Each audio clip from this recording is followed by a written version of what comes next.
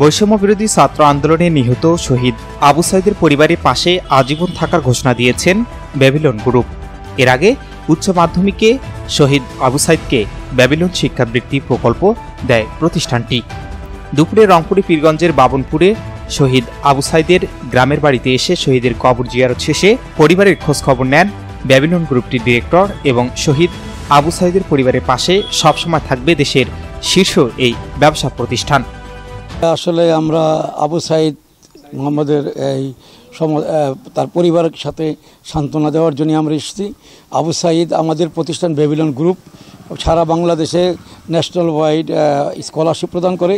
তার একজন স্কলারশিপ প্রাপ্ত ছাত্র ছিলেন, খুবই মেধাবী ছিলেন, খুব যোগ্য।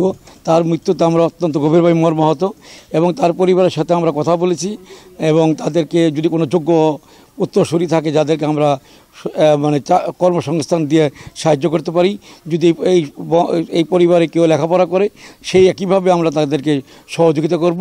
ভবিষ্যতে আমরা তাদের সাথে পাশে থাকবো ইনশাআল্লাহ।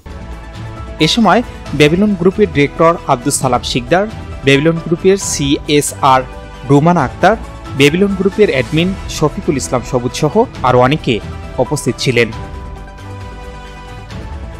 Shahinur Rahman, news desk, ABN 24।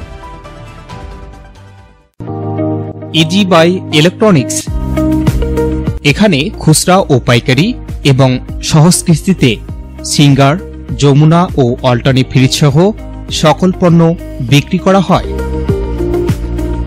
Proprietor Mohammad Abdur Razzak মণ্ডল।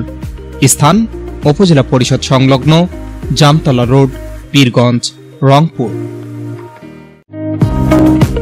আলম সার প্যালেস, এখানে TV, fridge, rod, cement, shallow machine ও পাওয়ার টিলার সহজ কিস্তিতে বিক্রি করা হয়। প্রোপাইটার মোহাম্মদ নিস্টার আলম। স্থান খালাসপীর, পীরগঞ্জ, রংপুর।